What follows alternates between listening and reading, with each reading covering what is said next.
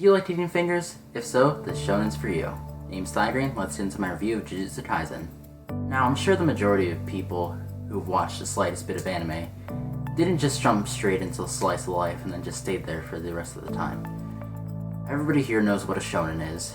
If you don't, I don't blame you because not everybody knows Japanese terminology for anime. A shonen is just basically like fighting. That's all you really need to know. Slice of life is more shoujo based. Stuff like that. Now, you watched any sort of shonen, you know it always starts with the main character who is naturally blessed or naturally cursed, and then he continually gets stronger and rises up against the odds. Jujutsu Kaisen starts with the main character who is the strongest probably in the world, I don't know, naturally. Physically strong. I think he said that he can run faster than a car. Or about as fast as a slow one. So after his school getting raided and his senpai in danger. God, I said senpais, I don't know. The main character, Yuji, finds himself in a situation where he's in a lot of trouble.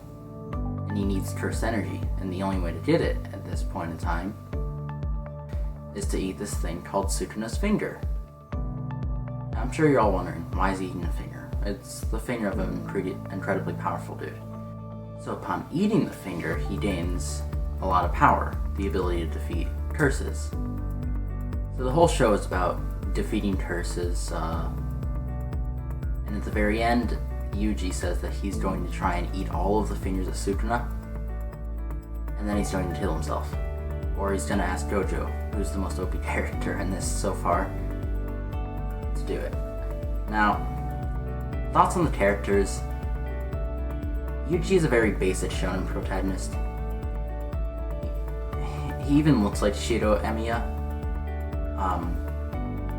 But aside from that, he also has the very shonen protagonist energy of, I won't give up until my dreams are realized.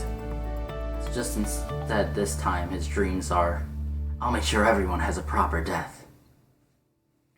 Megumi is pretty cool because he's a cautious character. I like me a cautious character.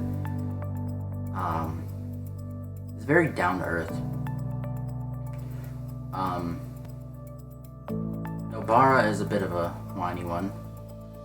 I'm not a big fan of her, but she is pretty cool later on. I do like that she actually says thank you genuinely to Yuji at some point. And she also says that you don't need to be perfect in order to be a girl and a sorcerer. Respect. Now, my favorite character of the main four is Satoru Gojo. I don't think I've ever questioned my sexuality more as a character, because I know for a fact I did in season 4 when Eren was on the hill and he did the jacket scene.